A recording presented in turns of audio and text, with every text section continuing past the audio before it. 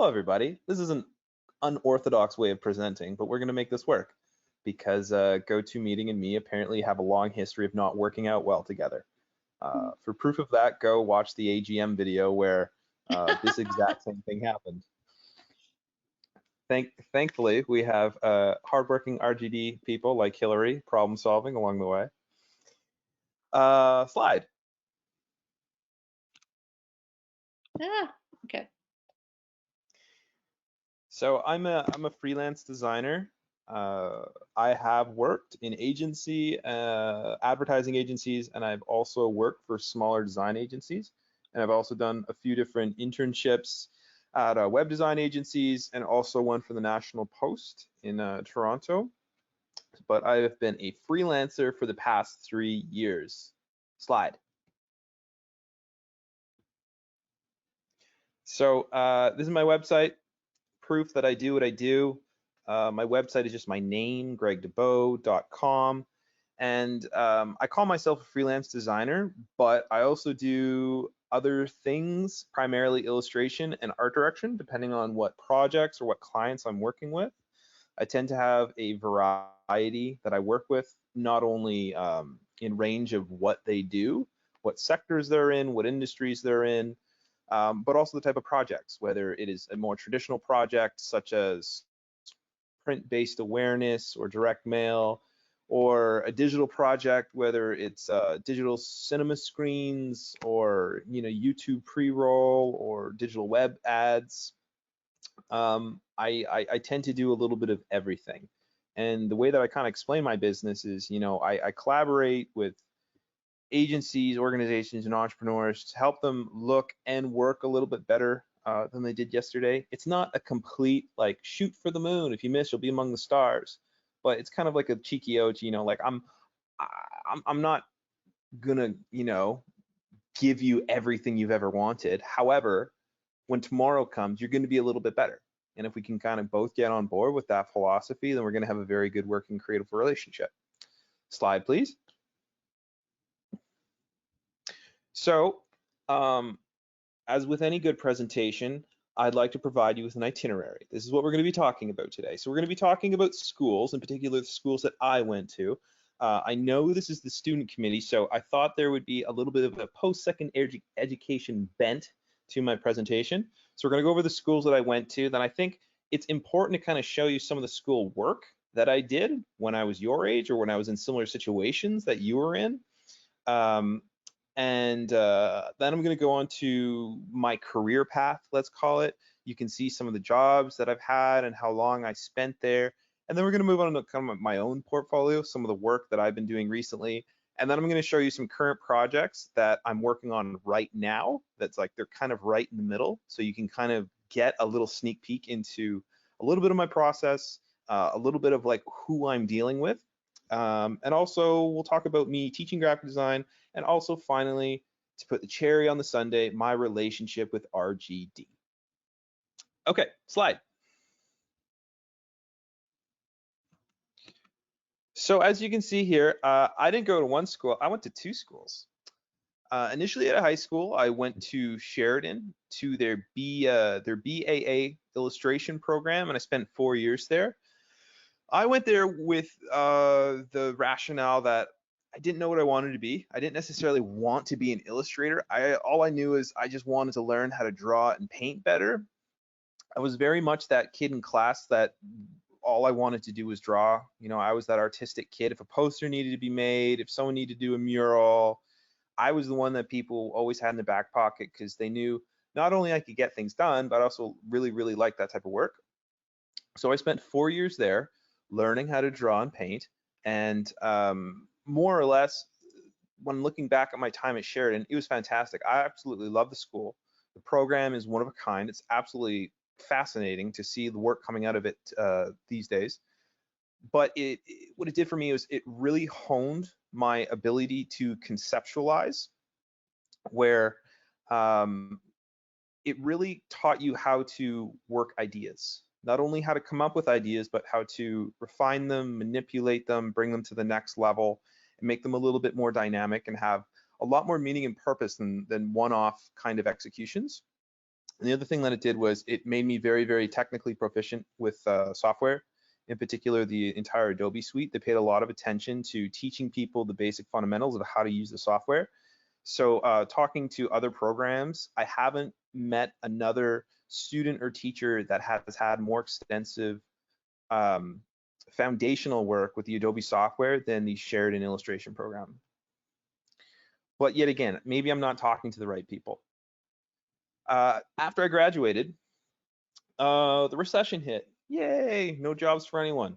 So what I decided to do was to kind of follow my love of art and illustration and try to find how it fits into the marketplace without relying on being a freelance illustrator. So I kind of decided that for me, graphic design would be the intersection between art and commerce. And I thought that would be a great place for me to start. I was already kind of noodling around with graphic design and my illustration work to the point where my final thesis project had nothing to do with illustration. It was a short film. Um, and so a lot of people kind of saw the painting on the wall that I wasn't a traditional illustrator. More or less, I just like being creative, and I was starting to veer away into the graphic design sphere of creativity. So I packed my bags and I went to Vancouver Island University.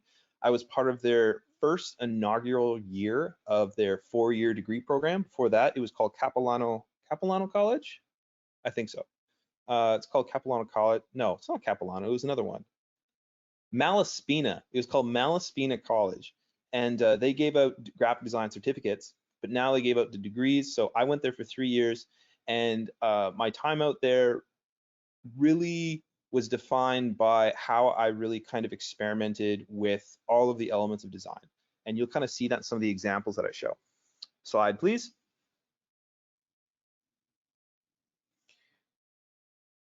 This is just to remind me of where I'm at. Next slide, please. So this is an example of some of the stuff I was doing at Sheridan. A lot of the stuff is some of it is a little bit more polished, some of it's a little bit more loose. You can see we did like a lot of figurative studies, figuring out how to draw the human anatomy and the human body and try to add different characteristics, whether you're using different media methods or materials. So you can see I'm kind of experimenting with working on craft paper. I'm using pastels. I'm doing rough drawings, then finishing the artwork in the computer. So I was kind of all over the place. And if you look at this work, nothing really kind of connects other than the fact that they're just all figures. They're just people. There's no definitive style that I've created. So that was one of the things that I felt made me not fit in at Sheridan. Even though I love this school, I found that everyone was kind of like refining their style. I didn't have that. Slide. So as I kind of grew into the Sheridan experience, I started experimenting with a lot of different things. Stencil was one of them. The illustration on the left is an illustration about, I think it's about usage of Wi-Fi in Australia. I don't really know. As you can tell, it's a terrible execution because I don't even know what it's about, so I don't expect you to know what it's about. The middle illustration is kind of a little foray into sequential storytelling, whether you want to call this comic book art or graphic novels. It was just kind of different ways of compositionally structuring a story, whether it's through words, whether it's through like a linear sequence, or some sort of like continuation that you'd find through Gestalt principles. And then finally on the right, this is where I really kind of took a tangent and I realized like I'm not illustrating at all anymore. I'm just doing like silly things that I want to do. So this is me lying on the floor covered in bottle caps. One of my friends, he was obsessed with drinking Lucky beer and he kept all these bottle caps, and me thinking, this would be really, really cool if we did something with these. So I tried to cover my whole body, but then I realized that they wouldn't stick on, and we tried everything. We used tape, we used glue. We even tried hot glue at one point, but we realized that I'd look like a burn victim afterwards if we kind of went through with this. So we didn't do that. We used pantyhose, so it kind of tried to look like skin and didn't really work. So the only thing we realized we can do is like, okay, I need to like lie on the floor and they can put it on top of me. I didn't move for like a series of like 3 to 4 hours. And then they just took a whole series of photos of me. Slide. Excuse me. So at this point, I graduated Sheridan and I went to VIU. And you can see here, I'm starting to work with more graphic designy stuff. You know, I'm working with typography, I'm working with spread layouts, and I'm really trying to squeeze that conceptual muscle that I grew at Sheridan, and I try to instill a lot of that into traditional print media. So you can see here, I'm kind of using the basic structure of different columns and then different layout structure, and really kind of find little nuances to make it a little bit more interesting than having it read as just a very linear article. Slide, please. And I also started like messing around with brand. This was a project that I was doing with one of the professors there, and this is a brand for a celebrity. I picked Harry Houdini, and it kind of shows how I'm still very much using the computer, but there's still a strong conceptual element to what I'm doing. Everything that I'm trying to do, I'm trying to start to layer with meaning, try to find purpose in everything I do, not necessarily just to pick things because they look good or they're pretty. It's to find things that, you know, really challenge me to come up with an interesting concept and try to push that as far as I can go. Next slide, please. This was an interesting project. This was a self-initiated project where I got super jaded about listening to music because I thought that all of the music out there was really kind of shitty and terrible, and it wasn't making me feel very good. So I did this kind of like social experiment in February where I'm not going to listen to music for a month. You know, I'm not going to listen to music at home. If I'm around music, I'm just going to leave the room. And so I started journaling when I did this, and I realized that every day that I journaled, I kind of created this little zine. So I started collecting photographs of myself, and I started collecting ephemeral little pieces of paper and random kind of patterns that I found. And I started mixing in these journal entries with the daily findings that I have, and it came out with these really kind of interesting amalgamations of copy that seemed kind of like very lucid and dreamlike, but then also adding these really stark images of black and white photography and black and white ink drawings. And I don't even know what half of these are anymore, but it was just an interesting collection that came together in this kind of linear but somewhat nonsensical zine that I created. Slide, please. So we needed to do some sort of ecological project at VIU. And so I was thinking, I was really into stenciling, but I realized I was really shitty at graffiti, and I didn't want to deface the city of Nanaimo. So I'm like, maybe I can make some sort of like biodegradable graffiti. So I made these giant stencils of these kind of like little mantras that I tend to tell myself from time to time when I don't think I'm doing good enough, or if I'm feeling weak, or if I don't want to do something. And I made them about 3 by 3 feet, 4 by 4 feet around that area. And around 2 in the morning, I went around downtown Nanaimo and I stenciled these with biodegradable kind of white paint made out of cornstarch and water and flour, just so for the first few days that they were live, you can actually see them. However, when the rain came, because we're on the West Coast, it would just wash everything away. And then over time, it would look distressed, like it's been there for a long time, like it has this kind of historical quality to it, which I wanted to kind of instill into these mantras because I feel like these are so universal. But then over time, because it wasn't traditional graffiti, it would just wash away into nothing. You know, there was really there was no kind of negative impact of me going around stenciling these all over, because there's an element of non-permanence that was part of the project. Slide, please. So this is one of the more fun projects that I did when I was at VIU. And what it was for a page layout class. And what I wanted to do is create a magazine based off of reinterpreted essays by an English philosopher that lived in the 17th century named Sir Francis Bacon. Not the artist Francis Bacon, but the philosopher Francis Bacon. And what I wanted to do was really kind of push how I use typography and how I can kind of like express certain ideas. So this was my cover of my magazine. It was called Of Empire, and it's just essays reinterpreted by Francis Bacon. And my whole goal here was to kind of push typography into things I've never seen before or things that I really wanted to try, because this project was long enough and the instructor had enough trust in me to actually allow me to play this way. Next slide, please. So this is the first experiment that I did, where I collected a whole bunch of worms and I created typography out of all of the worms. And this says, "And certainly men that are great lovers of themselves waste the public." So this would be a double-page spread in the magazine, kind of acting as like a pull quote for one of the essays. And the reason why I wanted to do this is because typography in a sense is really static, where when you're working with something that's alive, it has an element that you can't control. It's very unpredictable. So I thought that using worms is the perfect idea of the public, because when you see a worm on the sidewalk, you know, it's just, where else would that be except out in the public? And if you are a man that wastes or is a great lover of themselves, you wouldn't experience these worms ever, really. That you'd think they're below you. Technically they are. Next slide, please.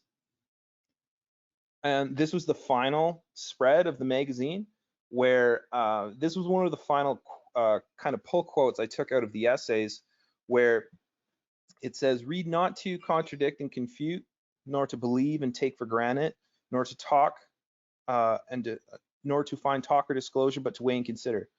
And I thought that was fascinating, being one of the final passages of all these essays from Bacon, because essentially he's saying, like, what I just said, it could be completely bullshit. You know, it's up to you to kind of make that judgment call. And so I thought there was kind of like a polarity what he was saying. He was so confident in what he was saying until the very end, where it came almost like a black and white scenario. And I started thinking, how can I kind of illustrate this with kind of like this kind of black and white scenario, this polarized scenario? So I was thinking of things that are polarized. And when it came to food, it was like peanut butter, jelly, salt, pepper, ketchup, mustard. And then I realized, you know, the nozzle of ketchup and mustard and those like diner bottles, that would be so fun and easy to create this typography. So I did that, and this was the final spread of my magazine. Next slide, please. Okay, so I've graduated. It's 2012, and I go back home to Thunder Bay, Ontario, where I get a job as a production artist at a small design agency called Generator. That was it was really fun there. We had a really good staff. My time was kind of limited because there wasn't a lot of growth in the company. So after I was promoted to graphic designer from production artist, I couldn't really go on from there. So I reached out and I applied all over the country, and I got a 1-year contract at Cassette in Halifax, where I currently am right now. So I worked for Cassette, and they introduced me to the national advertising world, because they very are a national company. Technically, they're a global company, but the clients that they deal with are all inside of Canada. Well, the ones that I work through the office anyways. And it was an interesting kind of foray into kind of like deep advertising. Like, we did nothing else but advertising, where before, when I was at Generator, we did a little bit of everything. We did design, we did web design, we did advertising, we did wayfinding, we did so much. So after I left Cassette, I went to M5 Marketing Communications, which is the largest marketing company in Atlantic Canada. And I stayed there for about 2 years until I kind of outgrew that scenario in one way or another. And I decided to go freelance, and I've been freelancing ever since for the past 3 years. Slide, please. So we're going to talk about my work a little bit. I'm going to show you some of the things that I've worked on recently. You'll see some of the stuff I worked at Cassette, some stuff that I worked at M5, and some stuff that I've worked at primarily on my own through my own business. Slide, please. So I had the opportunity to work with a lot of really large and interesting brands. This is a shot that was taken on location when we were shooting for Mint Cafe in Newfoundland. We did a whole bunch of research, and we found out that Mint Cafe coffee lovers across the country are all quite different depending on where you live. We also found out that Atlantic Canadians, they tend to see Mint Cafe as a treat. They like to get sweet drinks, where Mint Cafe customers from all over the country, whether you're from Ontario or BC, you don't necessarily go for sweet drinks. You go for, you know, either espresso-based drinks like latte or drip coffee. So what we did was we brought McCafe to a whole bunch of different people, and we just asked them to integrate into their day. And we followed them around a bit just to see like how they were living and if it could boost their spirits and what their experience was like. And we turned these into a series of commercials, 15 and 30-second spots that ran nationally. Next slide, please. So this is a campaign for McDonald's. McCafe and McDonald's go hand in hand. They are, brother and sister. And this campaign was for the launch of all-day breakfast. All-day breakfast was not a thing in Canada until a few years ago. And it was our responsibility at Cassette to integrate our all-day breakfast campaign into local campuses.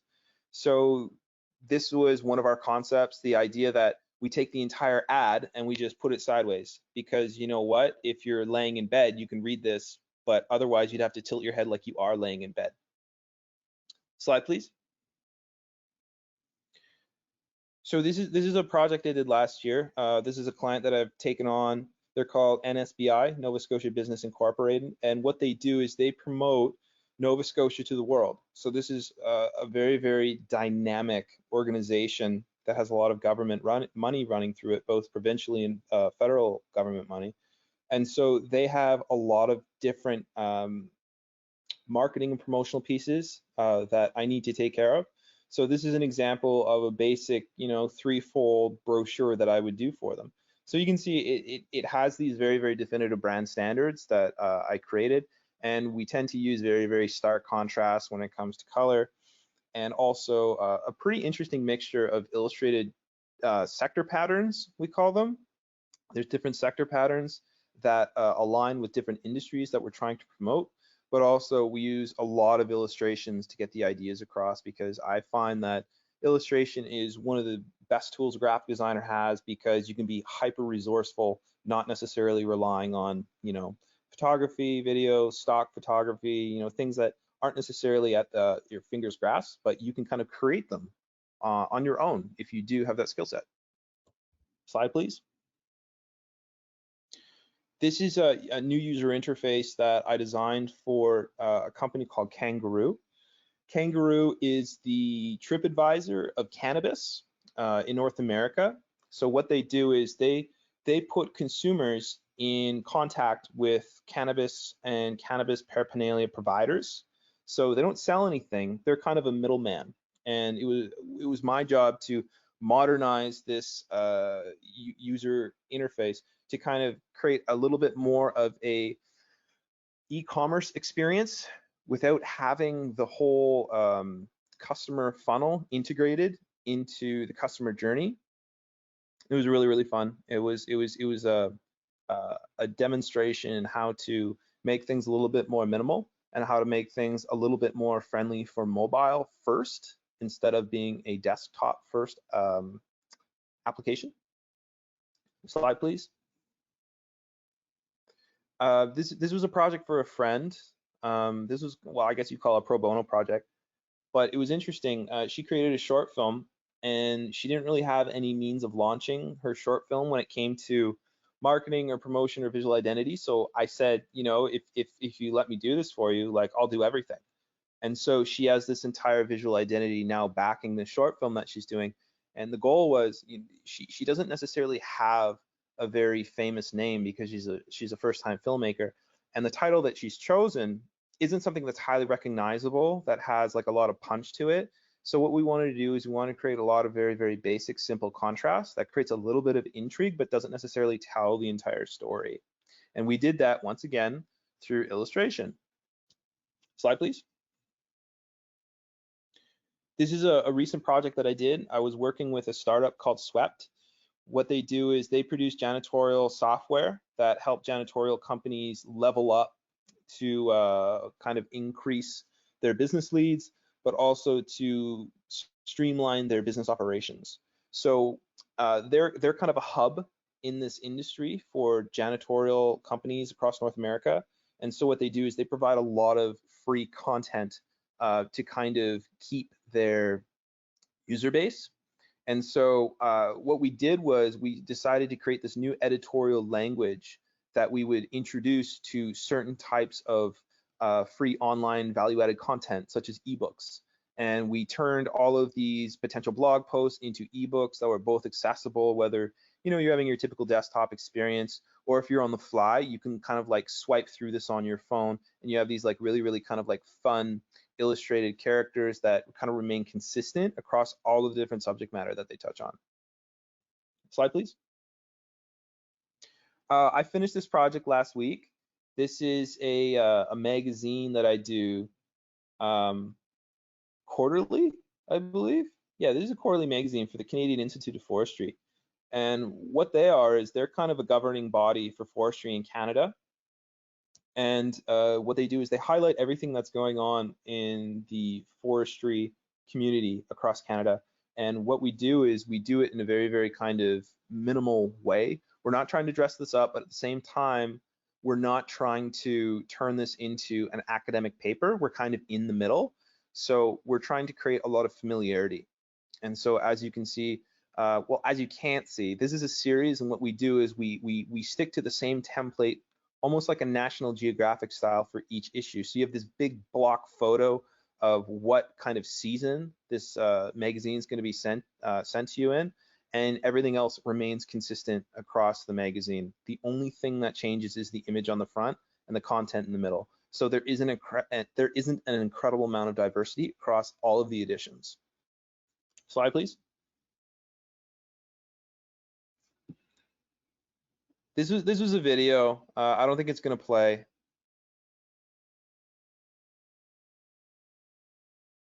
If it's not going to play, we can just skip it.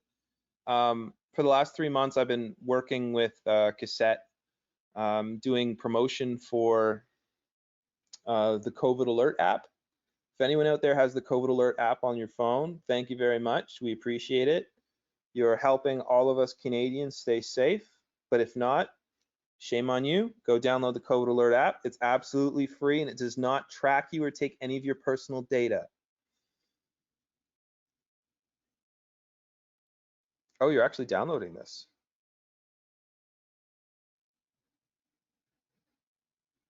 So if you're going to watch this, we've done tons of promotional materials for the COVID Alert app, just trying to bring awareness across Canada. Currently, right now, between 10 and 50% of Canadians have downloaded the app, which is approximately between 3 and 4 million people.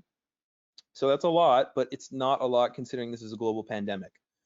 So we're trying to do everything we can, working with Health Canada and the Public Health Agency of Canada, to use every avenue we have: traditional media, digital media, cinema, paid advertising, whether it's social, whether it's digital boards, whether it's advertising at the airport or health clinics, schools, everything. We're trying to put this message absolutely everywhere.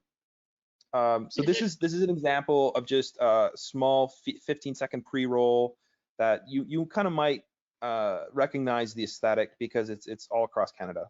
You can press play. No audio though, that's a shame.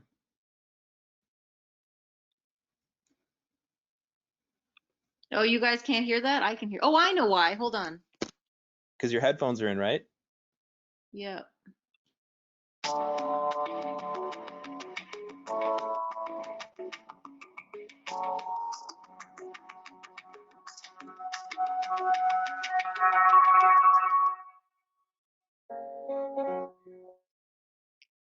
So this project is a good example why you should never burn bridges. You shouldn't burn bridges just because I don't tell you to. You should just not do it for any particular reason, because I worked with Cassette 4 or 5 years ago on a 1-year contract, and I've been friendly with them ever since. And they brought me on to work with this contract for essentially 3 months.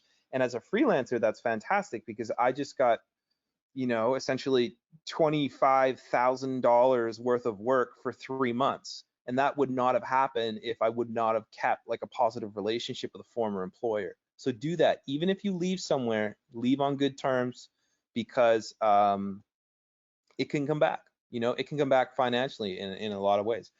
Okay, what am I working on right now? Slide, please.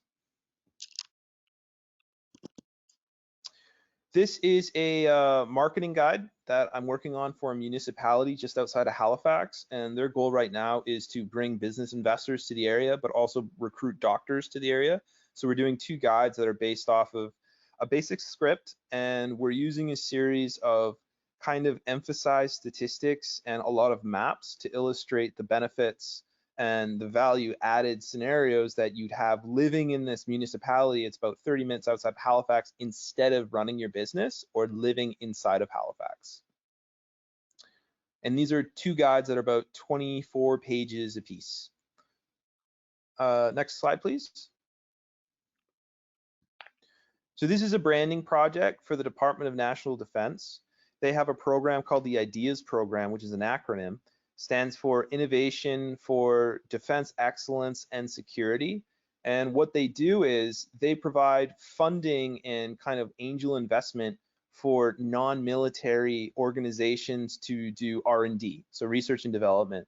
A good example of this is they gave a huge contract to Lululemon because Lululemon is coming up with new fabrics that are lightweight and durable and breathe well and are cost efficient that the military could potentially want to use with their uniforms and the different types of fabrics that they use for, you know, whatever type of job you own in the job you have in the military.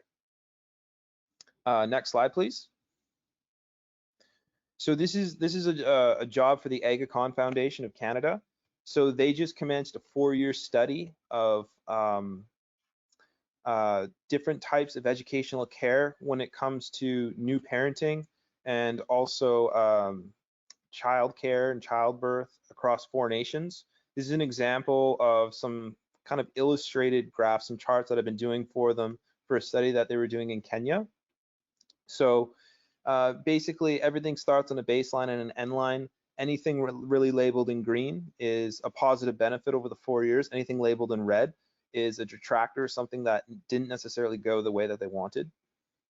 And this is a series of graphs and charts that are going to be part of 6-page report infographics for each country, and they did 4 countries, so there'll probably be about 24 pages by the time it's done. Next slide, please. Oh yeah, I also teach graphic design. Next slide. So in a kind of circular way, I didn't start in graphic design, but I really love graphic design school, so I went and now I teach graphic design.